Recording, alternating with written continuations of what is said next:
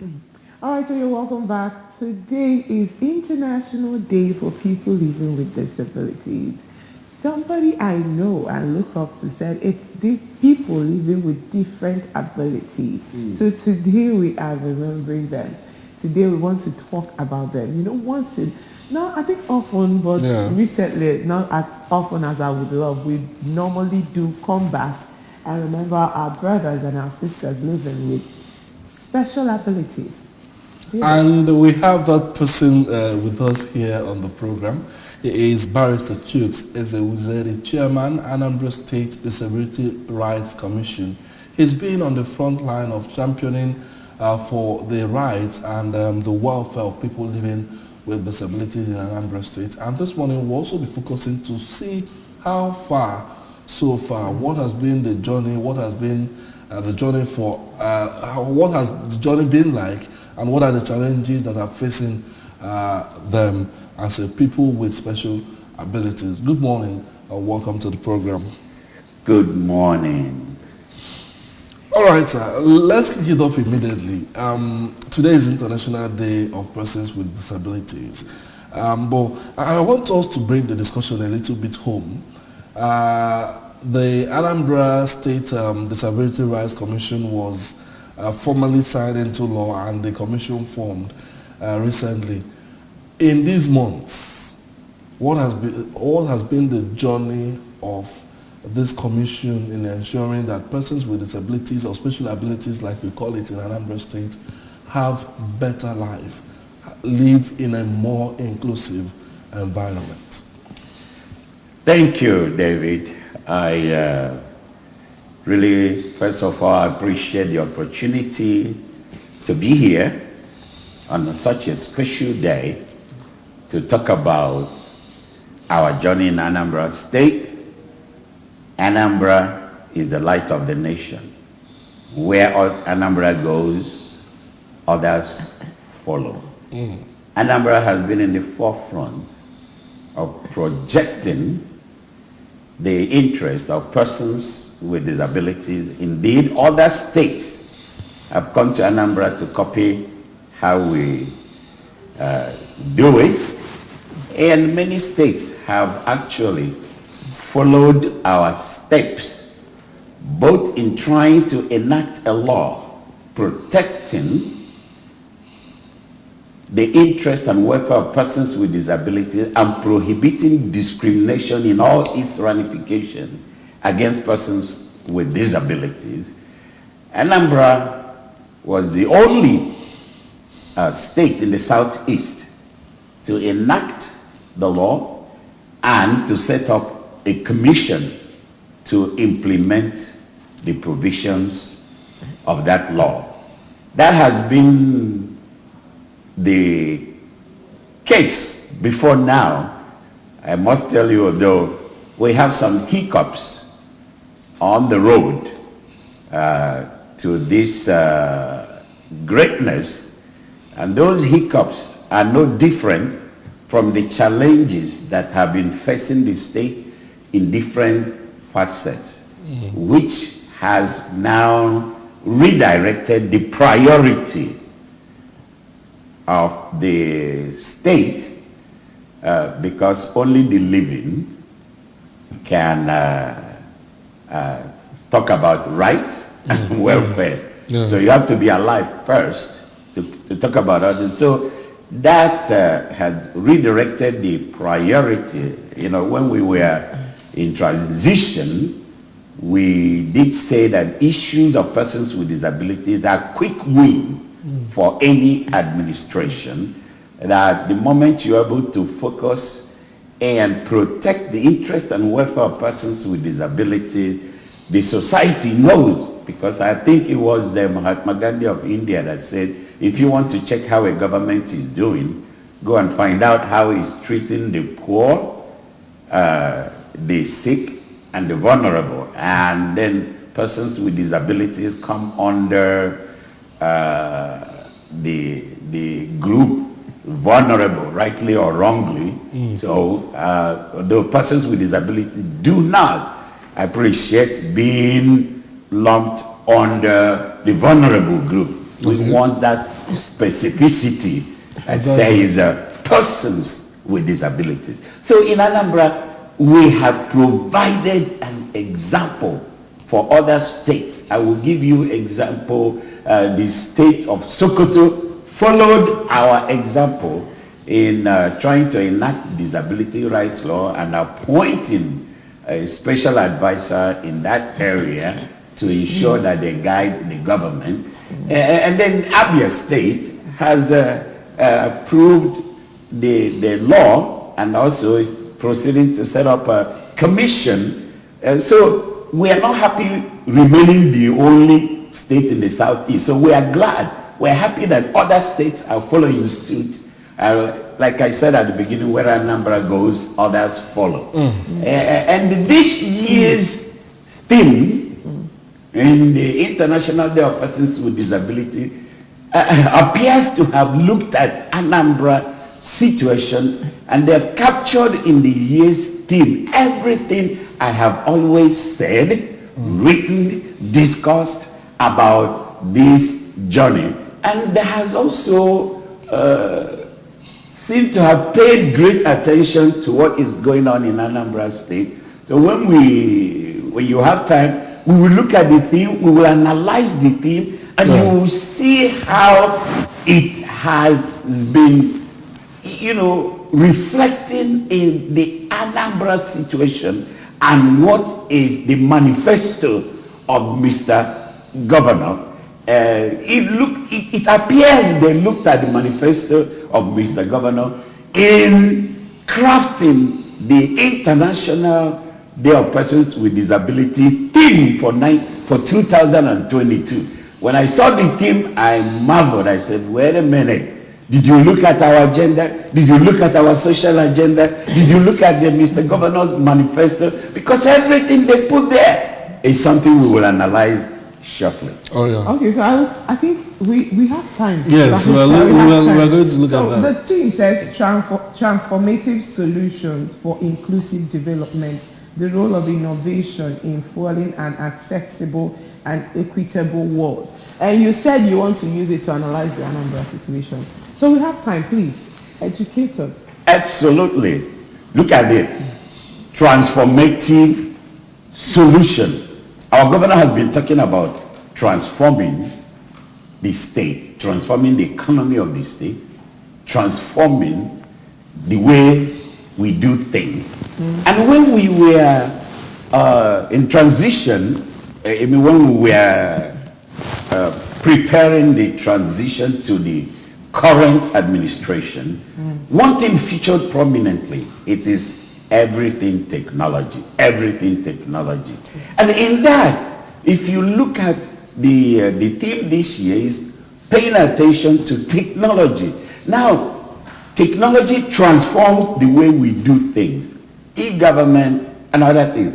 And persons with disabilities cope with disabilities when they have the correct technology. And look at the second word, solution, transformative solution. What have we been saying all this while? Solution. That Soludo is Soludo solution. Isn't that what we've been singing? During the campaign, the governor brought a team of his campaign group to my office at the Anambra State Disability Rights Commissioner. Then it wasn't Disability Commission, it was Office of the Governor on Disability Matters. And when the governor came in with his team, we sang a song for him. We said, solution, Soludo solution. Ebe Anambra naga, sure. Want me to sing it? Soludo solution. Ebe Anambra naga, sure. Soludo solution. Ebe Anambra naga, sure. That was the song we sang for him in my office. Persons with disabilities gathered in my office singing for him that that all the people of Anambra State are marching towards solution. And look at the theme, transformative solution. Look at the next word, for inclusive development. during the transition, we had a task team on inclusive growth. And I was a member of that. I was one of the spokespeople in the inclusive growth task team. And so we're talking about inclusive growth, that no growth of any state, of any economy will be complete if it does not include the welfare of persons with disability in a priority attention. We're not talking about just mentioning it or just saying it or just talking about it, but we're talking about giving it a prime time, attention, giving it a pride of place, giving it a priority. And I'm telling you that when you look at it, inclusive growth, for growth to be complete, it has to include persons with disability, it has to include the youth, and you see what Mr. Governor is doing among the youth, and how great programs, great empowerment programs for the youth. And then you see it has to include women. Women, no society, no community can thrive without the input, the wonderful input that women provide.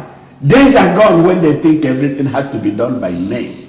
Didn't you say that whatever a man can do, women can even do better, right? And I believe that when we give a pride of place to the women in our society, the agenda is complete. When they say, if you educate a man, you educate but when you educate a woman, you educate a whole nation. What does that mean? Every growth must include women, the vulnerable group, persons with disabilities. It must include the youth. It must include the poor, so that that growth can be good. That's why he said inclusive development. No. Then look at the other line. It says innovation. The role of innovation. Isn't that what the governor has been talking about? Disruptive change. Disruptive change. That's innovation. Do things differently.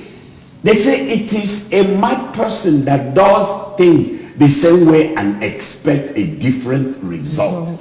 So if we want a different result, we must do things differently. And then it says the role of innovation in doing what? Fueling an accessible and equitable world. Accessible. The word access summarizes everything you talk about persons with disability. They don't want to be beggars. They don't want to be begging for a living. What persons with disabilities are asking is access. Give us access to education. Give them access to better life. Give them access to employment. Give them employment opportunities so they can earn a decent living without populating the street, asking for help, asking for change. No, it is only in other words. In this part of the country, our people are known for their effort. They are known for striving to do better things. They are not people who sit at home waiting for bread or waiting for handout. That's why they ask for access. Give them access to employment. Give them access to education. Give them access to environmental situation. When you come and see the building, the architectural building, I think I heard Mr. Governor sometime talk about the fact that we have developed codes in Anambra State, where in Anambra State you must ensure that every structure has that disability friendly outlook. And this is why it said in the previous administration, the governor appointed a person with disability to be a member of a Bureau of Public Procurement. Why? To ensure that every project that will be approved in Anambra State has met that requirement, which is now a law, by the way, by Anambra State Disability Rights Law. it is now a law that every project must be disability friendly. That is the inclusion we are talking about. Okay, Barrister, I also want you to look at the general. You've emphasized largely, or when we talk about this, we emphasize largely on what the government has been doing to ensure this inclusive growth. But in your own assessment, heading this commission and being in that level of governance, would you say that there has been a mindset change for the people themselves? Have they started perceiving people with disabilities in a new light, in the light that these people, despite their so-called disabilities, that they also have special abilities to perform despite their physical challenges? Absolutely.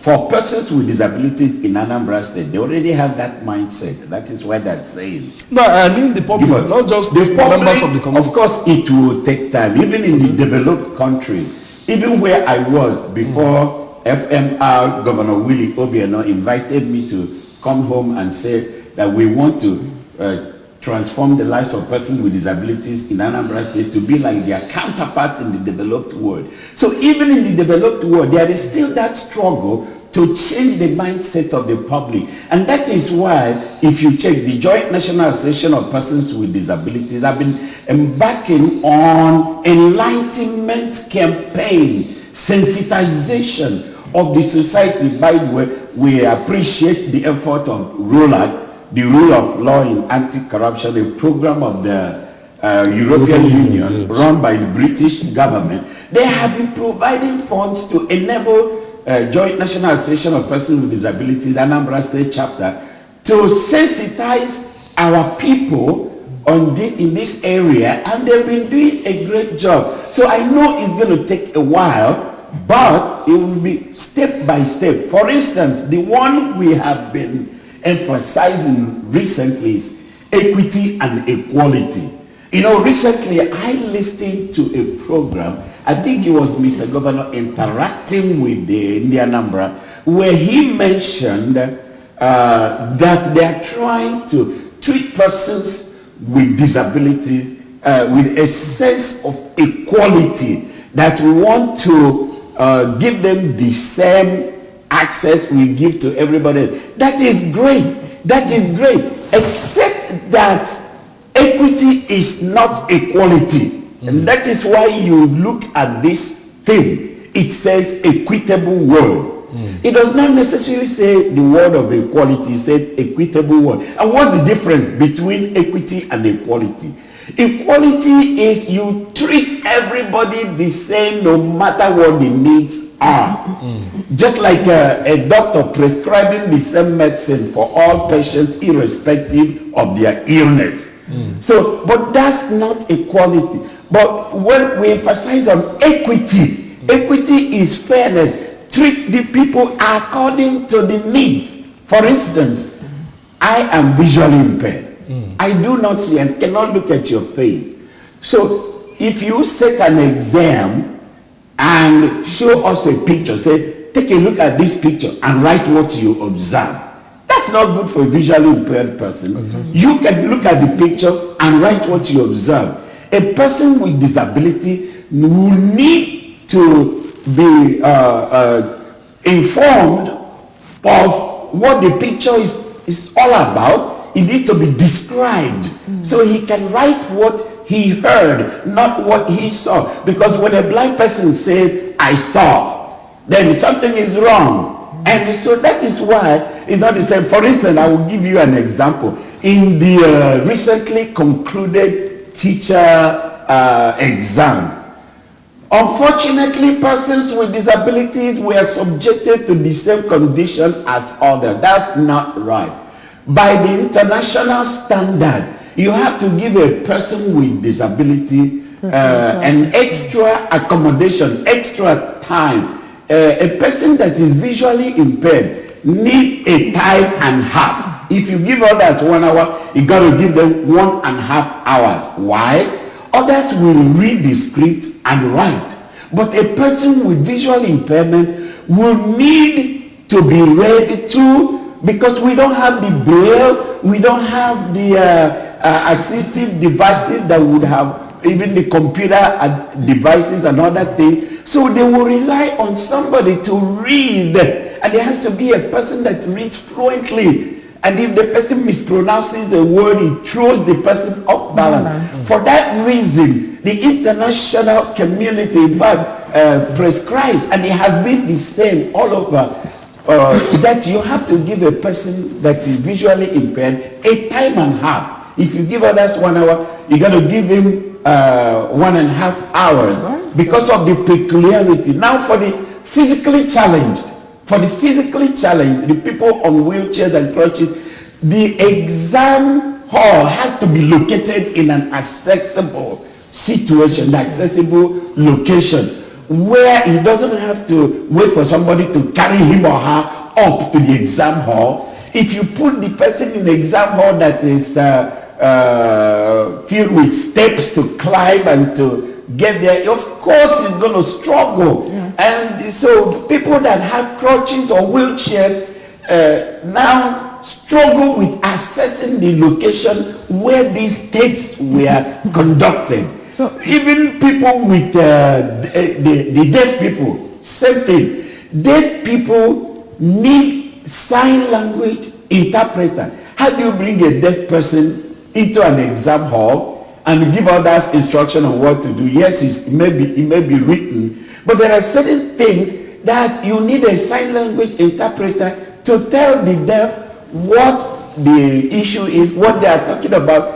And that was not done in some places. It may have been, and we did make this known, by the way. Shortly after that exam, I had to write to Commissioner for Education and say, please give special consideration to this. We were not asking for special treatment, but something that will enable them compete equally that will provide them with a level playing field. Barrister, sorry to draw you back a little, but briefly, because we don't really have time. You've spoken about a friendly environment for people living with different abilities.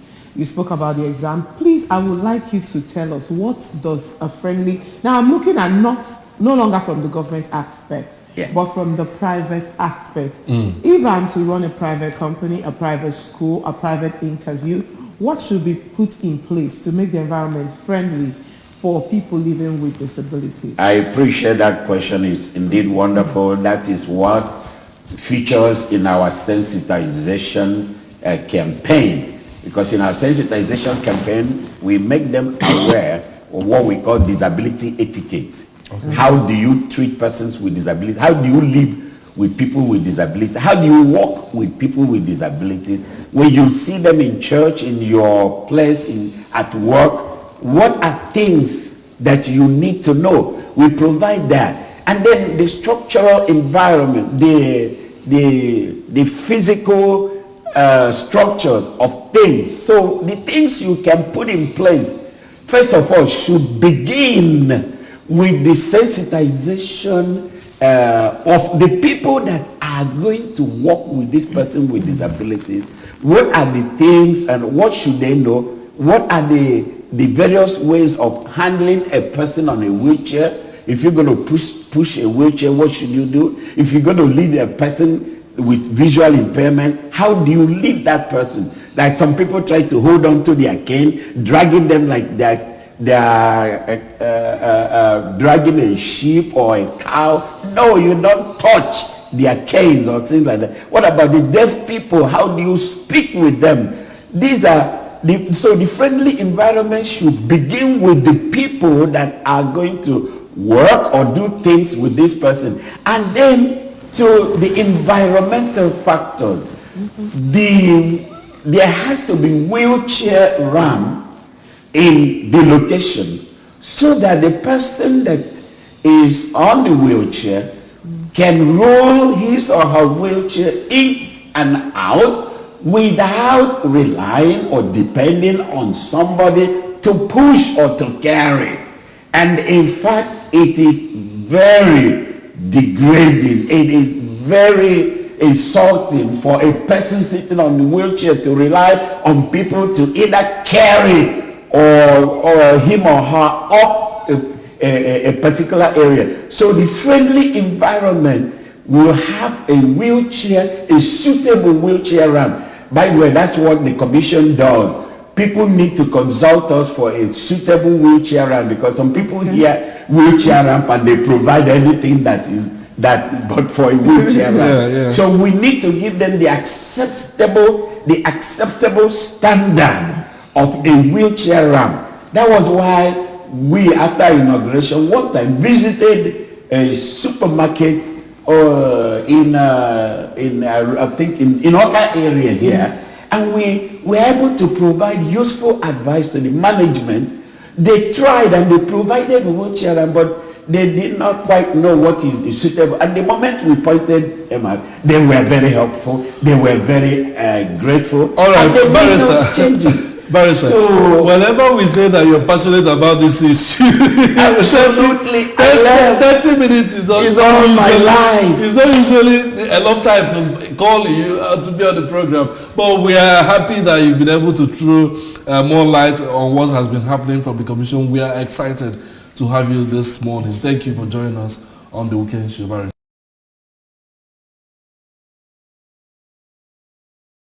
I appreciate ABS for giving us a voice, so making the world to hear us. And that is very important. It begins with that enlightenment we are talking about. All right. Please come or call at the commission for further help. Yes, thank you very much. Thank you very much. And from me, I will say, please, wherever you're doing, today is International Day for People Living with Disabilities. Try and ensure that you create a friendly environment for them. Not just a friendly environment, try and be considerate to their plight. All right. As well as all right, join us now as we move over to our breakfast news studio for breakfast news at 8.